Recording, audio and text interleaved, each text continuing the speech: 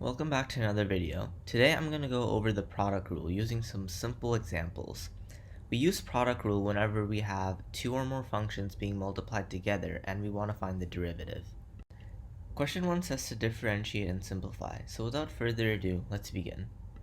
Here we have h of x is equal to x squared plus 1 multiplied by 2x cubed minus x. For our purposes, we can call the first function f of x and the second function g of x.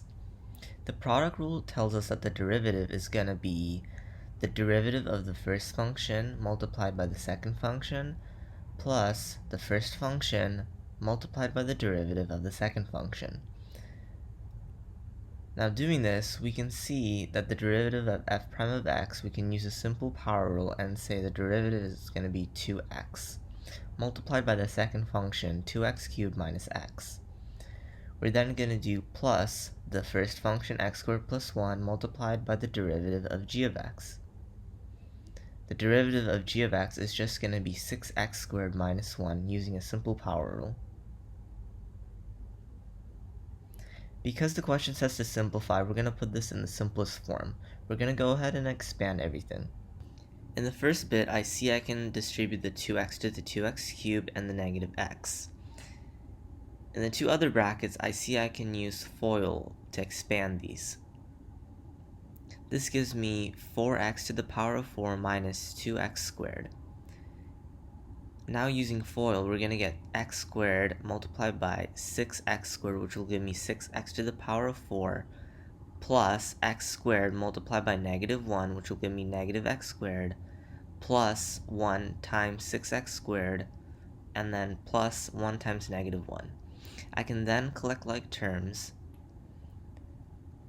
and I see that the 4x to the power of 4 plus the 6x to the power of 4 can be added together. Same with the negative 2x squared, negative x squared, and the positive 6x squared.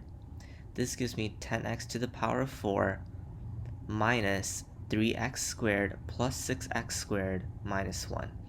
I can now go ahead and collect the remaining like terms and write 10x to the power of 4 plus 3x squared minus 1. Therefore, this is your derivative.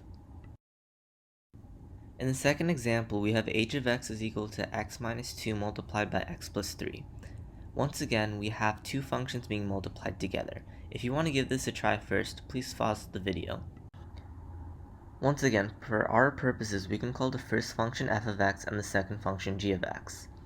The product rule tells us that the derivative is going to be the derivative of the first function multiplied by the second function plus the first function multiplied by the derivative of the second function.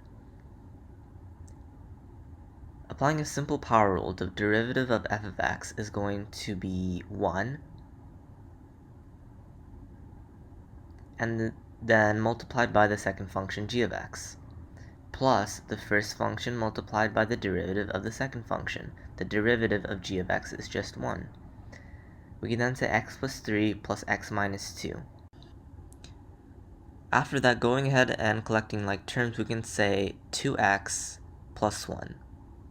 Therefore, this is your derivative. Keep in mind, instead of using product rule, we also could have expanded this out and then used a simple power rule to find the derivative.